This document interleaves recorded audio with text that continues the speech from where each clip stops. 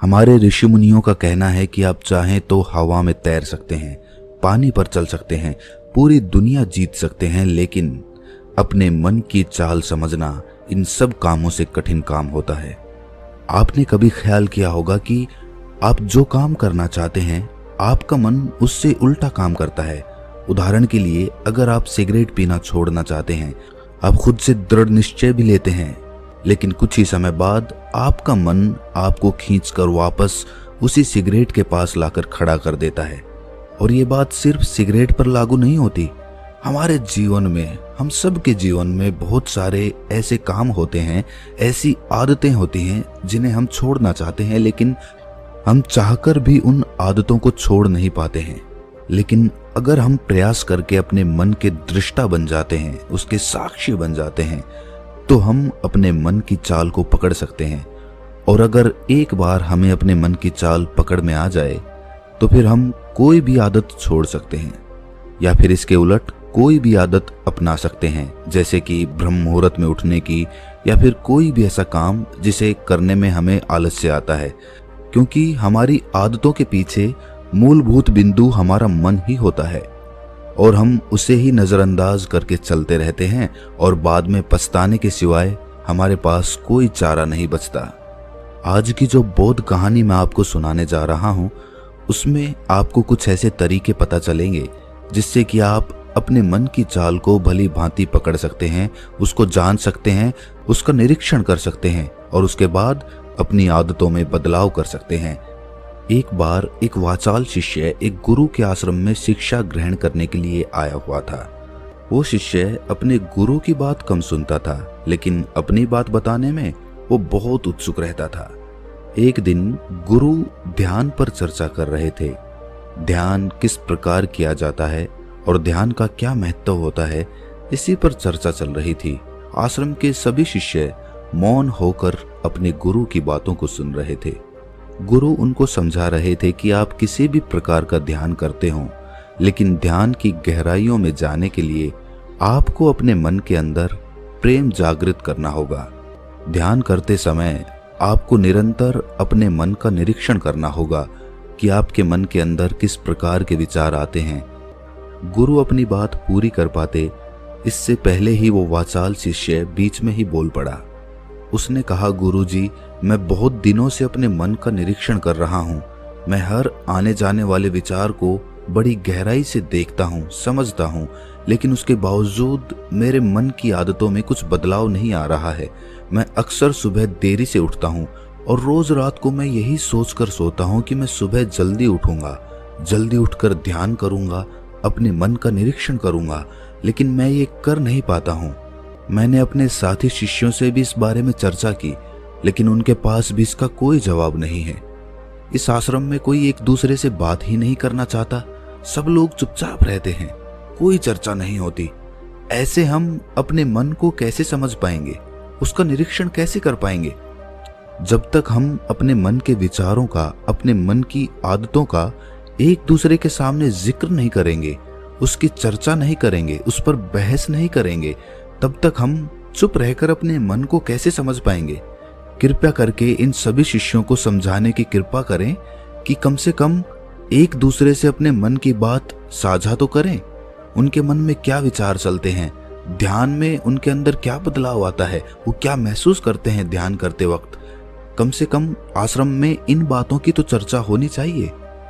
गुरु ने उस वाचाल शिष्य से पूछा कि तुम दूसरों के मन की बात क्यों जानना चाहते हो? उससे तुम्हारा क्या फायदा होगा? क्या तुम्हें आत्मनिरीक्षण करने के लिए दूसरे के मन के विचार जानना जरूरी है? उनके मन में क्या चलता है, इससे तुम्हारा क्या फायदा होगा? क्या तुम मुझे इस बात का उत्तर दे सकते हो? वाचाल शिष्य ने अपने गुरु से इस प्रकार के उत्तर की अपेक्षा नहीं की थी। उसने सोचा कि बात तो गुरुजी ठीक कह रहे हैं, इससे मेरा क्या फायदा होगा? अगर मैं दूसरे के मन की बात जान भी लूंगा या फिर दूसरों के सामने अपने मन की बात बता भी दूंगा, तो उससे मेरा क्या फायदा होगा? क्या मैं अपने मन को समझ पाऊंगा? वो वाचाल शिष्य अपने ही द्वारा किए गए प्रश्न में उलझ चुका था। उसके पास इसका कोई उत्तर नहीं था, लेकिन फिर भी उसने दूसरे शिष्यों के सामने अपनी बात को ऊंचा दिखाने के लिए गुरुजी से कहा कि गुरुजी, अगर हमें ये पता चल जाएगा कि दूसरे के मन में क्या विचार चलते हैं और उन विचारों का वो ध्यान में जाकर किस प्रकार निरीक्षण करते हैं, तो इससे तो हमें भी ध्यान लगाने में आसानी रहेगी। हम भी अपने ध्यान में उसी प्रकार अपने विचारों का निरीक्षण कर पाएंगे, अपने मन को समझ पाएंगे। क्या आपको नहीं लगता कि गहरा ध्यान लगाने के लिए किन बातों का ध्यान रखा जाए, किस प्रकार अपने मन का निरीक्षण किया जाए, इस बात की चर्चा करने से दूसरे शिष्यों का भी भला हो सकता है। गुरुजी ने उससे पूछा कि मान लो कोई शिष्य गहरा ध्यान लगा पाता है और अगर वो तुम्हें अपनी मनोदशा बता भी दे कि किस प्रकार वो अपने मन का निरीक्षण करता है, अपने विचारों का निरीक्षण करता है, तो तुम्हें क्या लगता है कि ये जानकर तुम भी गहरे ध्यान में उतर पाओगे? अगर तुम ऐसा सोच रहे हो तो मैं तुम्हें एक बात बता दूं कि तुम अपने ही मन के बनाए हुए जाल में खुद फंस जाओगे। अगर तुम्हें कोई ऐसी प्रक्रिया पता चल गई कि गहरे ध्यान में किस प्रकार प्रवेश किया जाता है, तो तुम्हारा मन उसी प्रक्रिया का अनुसरण करने की कोशिश करेगा। तुम वर्तमान में उपस्थित होकर अपनी मनोदशा नहीं समझ पाओगे, बल्कि तुम्हारा मन तो उस प्रक्रिया के विचारों में उलझा रहेगा। तुमने अपने मन को एक काम दे दिया करने के लिए और तुम्हारा मन उसी काम को करता रहेगा। तुम भी उस काम में सम्मिलित हो जाओगे, तो तुम अपने मन का निरीक्षण किस प्रकार कर पाओगे? क्योंकि तुम तो खुद अपने मन के साथ सम्मिलित हो गए, तुम तो खुद अपने मन के साथ एक हो गए। गुरुजी ने बताया कि तुम अपने मन को तभी समझ सकते हो जब तुम अपने मन से अलग हटकर अपने मन को देख पाओ, अपने मन की चाल को दूर से खड़े होकर समझ पाओ। जिस भी विषय को या जिस भी चीज को तुम्हें समझना हो, तुम्हें उसे अलग होकर देखना होगा। अगर तुम उसके साथ एक हो गए तो तुम उसको कभी नहीं समझ पाओगे, तुम उसके साथ सम्मिलित हो जाओगे। जिस प्रकार तुम अपने विचारों को समझने की कोशिश करते हो, लेकिन विचारों को समझते समझते तुम अपने ही विचारों में खो जाते हो, कभी अनुभव किया है तुमने? शिष्य ने हाँ में सर हिलाते हुए कहा कि गुरुजी, जब भी मैं अपने विचारों का निरीक्षण करने लगता हूँ तो ऐसा ही होता है, मैं अपने ही विचारों में खो जाता हूँ। कुछ समय बाद मुझे ध्यान में आता है कि मैं अपने विचारों का निरीक्षण कर रहा था, तो उसके बाद मैं फिर से अपने विचारों का दृष्टा बन जाता हूँ, उनका साक्षी बनने की कोशिश करने लगता हूँ। लेकिन कुछ समय बाद मैं फिर से अपने विचारों के साथ एक हो जाता हूँ। गुरुजी ने सभी शिष्यों को समझाते हुए कहा कि जिस प्रकार एक गुस्से से भरा हुआ आदमी कभी भी अपने गुस्से का निरीक्षण नहीं कर पाता, क्योंकि वो खुद अपने गुस्से के साथ एक हो जाता है, वो अपने गुस्से को ही अपना अस्तित्व मान लेता है और इसीलिए वो ये कभी नहीं देख पाता कि ये गुस्सा उसके मन को किस प्रकार प्रभावित कर रहा है, किस प्रकार ये गुस्सा उसके मन को दुखी कर जाएगा। वो कभी नहीं देख पाएगा, क्योंकि उसके पास वो कला नहीं है कि वो अपने गुस्से को अपने से अलग करके देख पाए। इसी चीज के लिए सारे अभ्यास बने हुए हैं, ताकि तुम सिर्फ एक दृष्टा, एक साक्षी बनकर सभी चीजों को उसके परिपूर्ण, उसके असली स्वरूप में देख पाओ। और जब तुम सभी चीजों का, सभी विचारों का असली स्वरूप देख लेते हो, तब तुम्हें उसकी अनित्यता पता चलती है। तब तुम्हें पता चलता है कि ये सब आने जाने वाली चीजें हैं, लेकिन चेतना, कॉन्शियसनेस, वो हमेशा इंसान के साथ रहती है।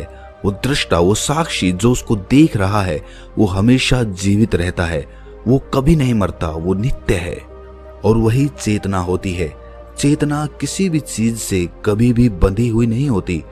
चेतना तुम्हारा होश है। दूसरी चीजों को उनके स्वरूप में देख पाने की कला तुम्हें तुम्हारी चेतना से ही मिलती है। जितनी प्रगाढ़ तुम्हारी चेतना होगी, उतने ही अच्छे तरीके से तुम चीजों से अलग हटकर उनको देख पाने में सक्षम हो पाओगे। इसलिए अपनी चेतना को ऊपर उठाने का काम करो, ताकि तुम अपनी चेतना से किसी भी चीज का असली स्वरूप देखने में सक्षम हो पाओ।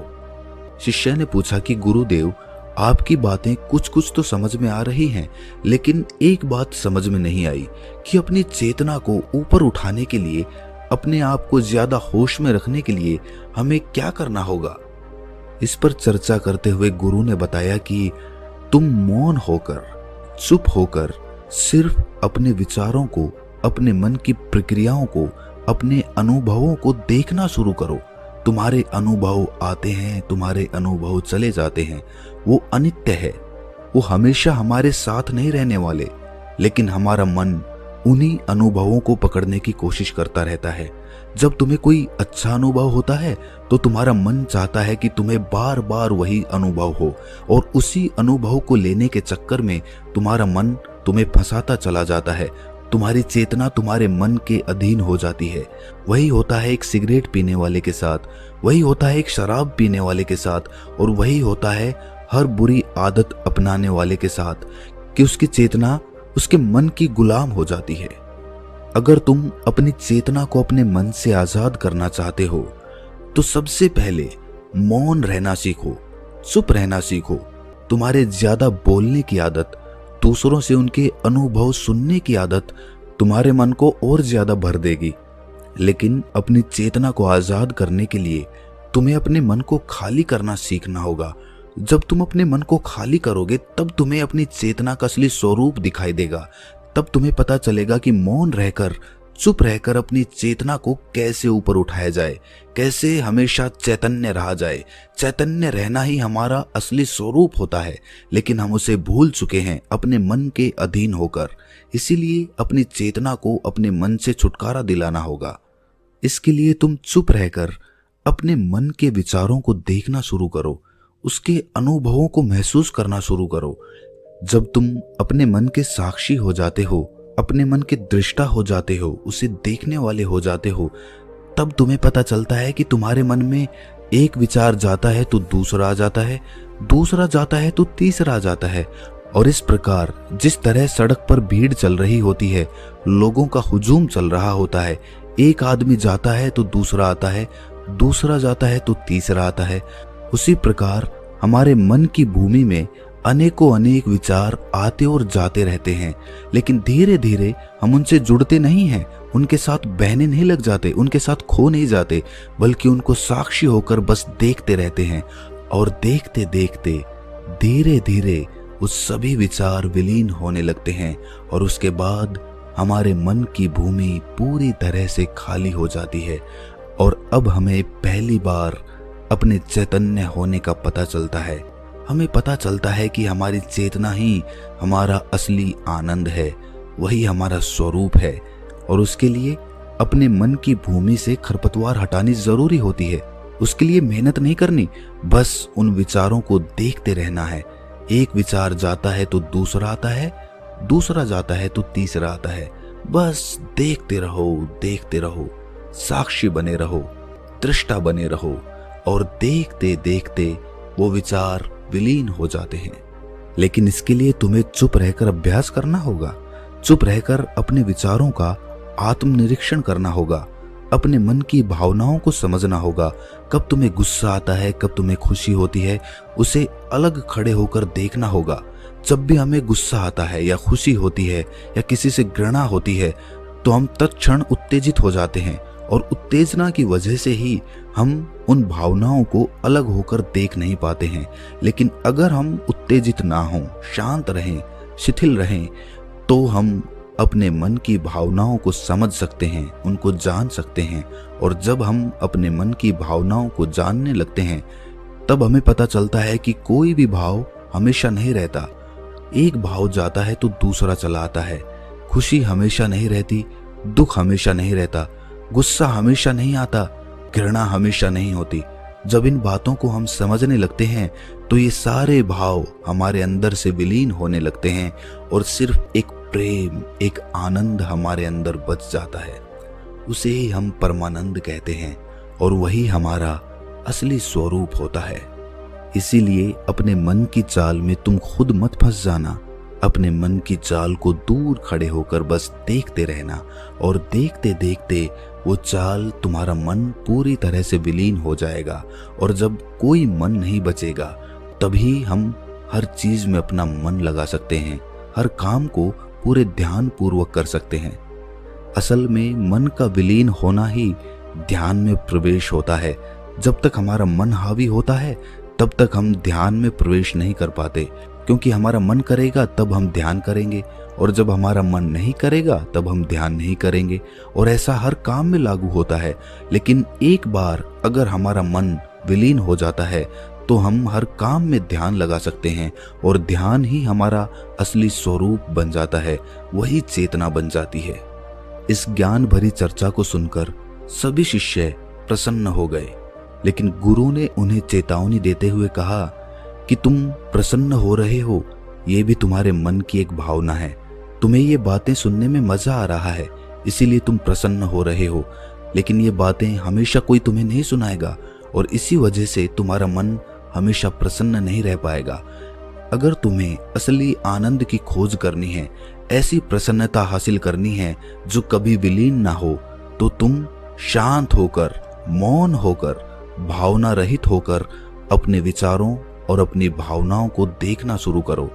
उसके बाद तुम्हें खुद ही महसूस होगा कि चेतना जो होती है वो शाश्वत होती है, वो कभी नहीं मरती और बाकी सभी चीजें अनित्य हैं, वो खत्म हो जाएंगी, वो मर जाएंगी, वो पीछे छूट जाएंगी।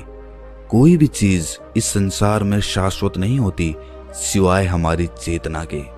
जब हमारे प्राण छूटते हैं तो हमारे शरीर से सबसे पहले हमारी चेतना ही निकलती है, इसीलिए चेतना कभी नहीं मरती।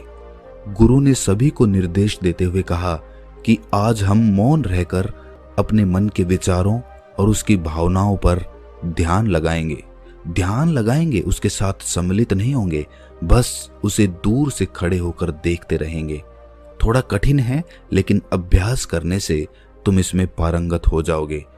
और इसके बाद गुरु ने सभी को ध्यान लगाने का संकेत किया। तो दोस्तों, कैसी लगी ये कहानी आपको कमेंट सेक्शन में जरूर बताना, और अच्छी लगी हो तो इस चैनल को सब्सक्राइब करके नोटिफिकेशन बेल को जरूर प्रेस कर देना। तो मिलते हैं किसी अगली कहानी में, तब तक के लिए अपना ख्याल